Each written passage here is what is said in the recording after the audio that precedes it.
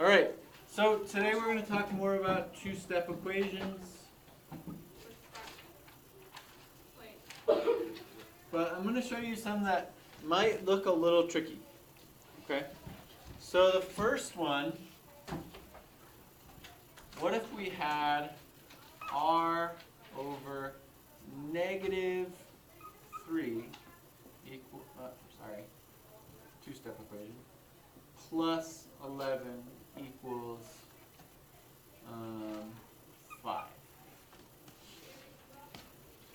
So the reason this one I think looks a little different is we have a negative in the denominator, right? But that doesn't actually matter. Just think of this as being a negative 3 when you multiply through. So my first step here, I have two terms, two separate terms. So I'm going to reverse PEMDAS. I'm going to add or subtract first. In this case, subtract 11. On this side of the equation, I have r over negative 3 left. And over here, 5 minus 11 is a negative 11 minus 5, which is 6. Negative 6.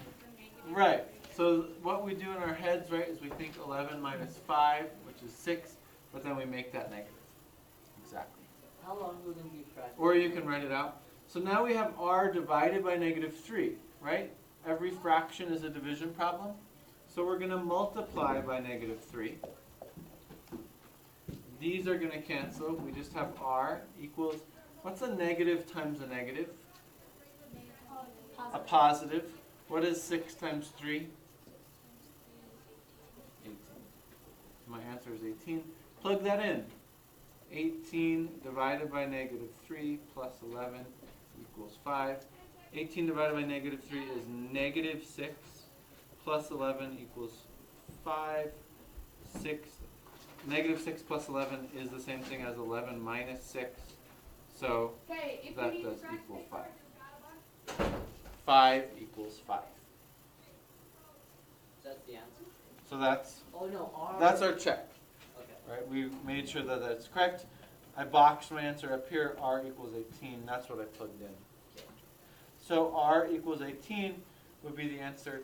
The thing that was a little trickier is just multiplying by a negative in this case. Multiplying by a negative. All right. Now, another one that might look a little bit trickier than what we used to. What if I had 3 times x minus 2 equals negative 42? Okay. So PEMDAS backwards. Parentheses are going to be last. So the first thing I do is not to add, right? Because if I added, I couldn't get it into the parentheses is essentially what's going on. I have to first get rid of this thing out front of my parentheses. So I'm going to divide by 3. Wow, that is This is going to cancel with this. Because this is all one term right now. We have x minus 2 equals, what is negative 42 divided by 3? First of all, a negative divided by a positive is a 12. negative. And then 42 divided by 3. Well, let's see. 3 goes into 30 10 times. And then we have 12 left. So it goes in to 42. 14 times. And if you weren't sure about that, you would just write it out. 3 goes into 4 once. 3 goes into 12 4 times. So my answer is x minus 2 equals negative 14. The final step in this case is to add 2 to both sides. X equals negative 14 plus 2 is negative of 14 minus 2, 16. which is 12. Because they're opposite signs, right? Yeah. One is minus, one is plus. So I'm subtracting the numbers. 14 minus 2. But then since the 14 is bigger, my answer is negative. So 14 minus 2 is 12. 14 was the negative one, so my answer is. Okay? But again, the trick here, when we're doing PEMDAS backwards, if I have parentheses, that's going to be the last thing that I do. And remember, let's just do one of these to remind ourselves. In this case here, we have an imaginary parentheses. What is the imaginary parentheses around? The x 1 plus 1. The x plus 1, right? There is a parentheses there, even though we don't need to write it. If you were to type this into a calculator, you would have to write a parentheses. Because otherwise the calculator thinks you're doing this. X plus 1 divided by 2.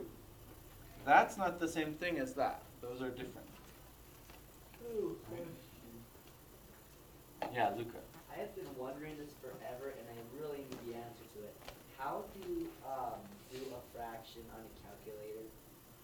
Yeah, I know. Because like A fraction on a calculator is just division. So if I wanted to do like, what is 1/2 on a calculator, I would just do 1, and then I would type in divided by, and then 2. And then if I was doing And it would tell me, most calculators are in decimal form, so it would just give me the answer of 0.5. So usually, but you can get a, oops, what did I just write? X plus 1 over 2 Okay, but you can get a calculator that will do fractions, a scientific calculator or a graphing Yeah. calculator. How much do they cost? $1,000. Like 10, 20 bucks. God damn. Okay, Okay, now you multiply by 2. so what is my first step? Since I'm doing PEMDAS backwards, wouldn't I first do my adding and subtracting? No. No. That's a multiple. No, because that's in my imaginary parentheses. So first thing is to multiply by 2. On both sides, and then x plus 1 equals yeah. Could you do that on a Good. calculator? Now I can get rid of this plus And 1. then you subtract 1. Subtract 1. And then x equals 5. Negative 5, yeah. 6 minus 1 is positive 5. And then I could plug that in. 5 plus 1 is 6. 6 divided by 2 is 3. That would check. If I plugged it in. Could you do that? Which you would do on a quiz. You would plug it in on a quiz or a test. Yes? Can you do that question on a calculator? There are graphing calculators that can do algebra. But can you do it on just a typical one? No. Oh man.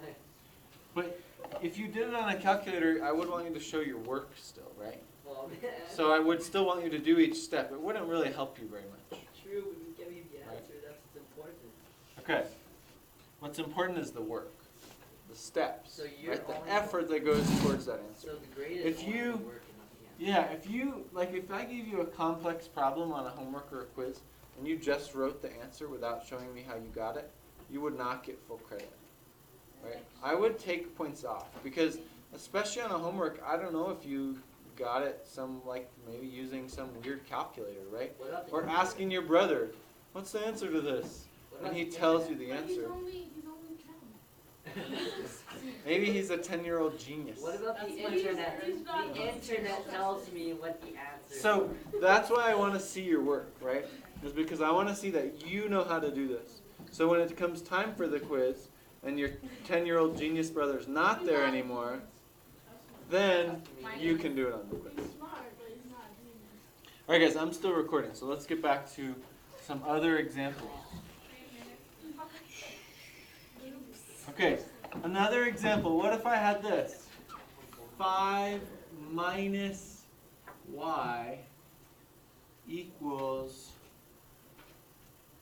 2. So there's a couple ways to solve this. The way we've been solving it, I want to get rid of my 5. but do I add or subtract? You would add. Is this a minus 5? No, So I need to subtract 5 to get rid of this 5 up here. The y is being subtracted, but that doesn't affect my 5. So I'm going to subtract 5 from both sides. On this side, I have negative y left. Yeah, you have negative y. Because I had 5 minus y. Now I have 5 minus 5, which is 0 minus y. 0 minus y is negative y. So my negative is still there. 2 minus 5 is negative 3. Very good. So now what do I do? If I have negative y, am I done? No. No, I need positive y. So positive y, if I multiply by negative 1 on both sides, negative times a negative is just a positive. A negative times a negative is just a positive. So if negative y equals negative 3, then positive y equals positive. Okay, what if I had one like this? 7 minus z, nope, sorry, I forgot my coefficient. 7 minus 3z. So notice, my minus is still there, and now I also have a coefficient. I have a number that's multiplied times z. You guys see that? yeah. Equals 10. What's my first step here? You Uh, subtract 7 Subtract 7, on both sides. because that's in the way, right? Yeah. I need to get my negative, I need to get my z term all alone. Yep, and then on the bottom left it would be negative 3z. Negative 3z, and 10 minus 7 is, And then 3. yes. So now I'm going to divide through by negative 3. And the important thing here, I'm dividing not just by 3, but also the negative. So I had negative 3z. I need to get rid of negative 3. This means negative 3 times z. I'm not going to add 3. Sometimes what I see people do on problems like this is they go plus 3. Oh, these are going to cancel. No! If I were to write this out, it's negative 3 times z. So I have to divide by that negative 3. Divide by my negative 3 in order to get z all alone over here. And then what is 3 divided by negative 3? What? 3 divided by 3 is just 1, but it's a negative, Negative 9. so it's negative 1. Oh. 3 times 3 would be 9. 3 over 3, anything over itself. 4 over 4 is 1, right? 5 over 5 is 1. 9,999,000 over 9,999,000 is 1. Anything over itself is 1. I have a theory. Yeah. So for like don't erase that. Okay, that was my theory. But anyways, for that one, Yeah. how about you just do it the simple way? Like, okay, you erased it. Like for the 5 minus or plus 2 equals, or no, minus 2 equals whatever. Mhm. Why can't you just like do it with your work? Like put on the side 5 plus 3, or no, 5 plus. Okay, start on 3. Okay, you erased it. That's why it's getting. So it's like this, right? Yeah. Do it 5 again. minus x equals, what was it? 2, I think. Yeah, like that. So can't you? Good job. So can't you just like put 5 on the side, or no? Just get the 2, and on the side of doing your work, put a 3 and add it to 2, and then your answer will be 5, and put an arrow going to the 5, and there's your work. And it's a simple way of doing it. Then you know that x equals 3 right away. So in your head, you're kind of thinking, what would I subtract from 5 to get 2, right? Yeah. Which is a good way of thinking about these, but it's really important that we learn the steps that we're learning, because when you get to more complex problems, it's not obvious. Like what if I had said this? 5 minus x equals 600.123. Oh, easy. If you're good at doing your 5, you just do 5, 10, 15, 20, 25, 30. Well, remember, we're just adding and subtracting. So with a number like that, you know, I could try to think, okay, 5 minus what is going to be 600.123? And I might be able to think of something. But it's a lot easier to just go, okay, subtract 5 from both sides. Negative x equals 600.123. I'm going to line up, right, my decimal. So I'm going to have 3, 2, 1. This is going to cancel. 595.123 is negative x. So x is negative 595.123. And it would have been pretty hard to think of that off the top of my head. Right? Oh, okay, I see. Like what you're doing is you're saying, okay, I know that it's going to be 3 here. But if you just subtract the 5, you're gonna get 3. Right? Counted that number at once. So what I'm saying, Luca, is follow the steps so that when you get to problems that you're not sure about, that you can't immediately think of, you still know the steps to get the answer. Oh, Okay. okay. You know this procedure. You know about subtracting one number from both sides of your equation. That's a property of algebra. It's a property of equality. I can subtract the same number from both sides of an equation. And those are the things that algebra is all about, are the properties. What can we do? Okay. Here's another one. This one's very tricky. I want to see if you guys can figure out what to do. So in this case, I'm just going to write this side of the equation for now. Okay. In this case, what I have is my variable that I want is in the denominator. Okay. So you 2 answers that you're trying to find.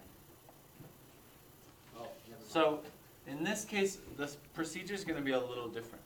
I'm still going to reverse PEMDAS. So what would my first step be? Subtract 1. So now I have 5 over x equals 10. Okay, now here's what we're going to do. This is technically now a 3-step problem, even though it looks like many of our 2-step problems. If x is in my denominator, I have to do an extra step to get it out. I'm going to multiply both sides times x.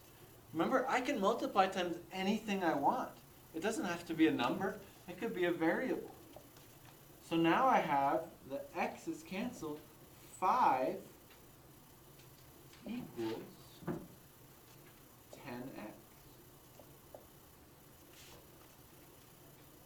5 equals 10x.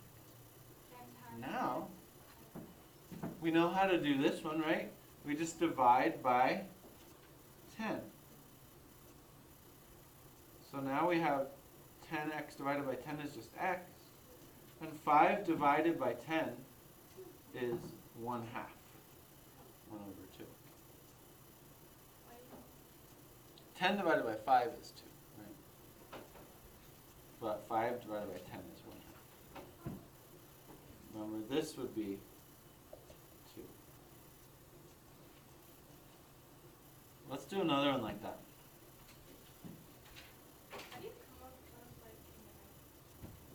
The math. How do I come up with these in my head? I don't know. It's a good question. Sometimes I wonder. You can really pick about just about any number. Sometimes I try to pick numbers that sort of work out though. Alright, so now I have 3 over x plus 2 equals 5. First step. First step is to subtract 2 on Yeah. both sides. But now, this is when, so 5 minus 2 is, this is when I'm going to say to myself, I'm going to do an extra step. I'm going to multiply by x. On both sides, and then So then I have 3 equals 3x. And then you divide Now by I can go back to just getting x alone, x equals 1. Oh. It's not that hard. No. And occasionally you'll see something where it's kind of obvious, like you might have seen 3 over x equals 3 and said, wait, x has to be 1. Because 3 divided by something equals 3. But I would still go through the steps just to make sure, because sometimes you might trick yourself. Of course 5 over 10 is 2. Wait a second. No, 5 over 10 is 1. Right? So I would still go through those procedures. Okay. That's all I have for you guys today.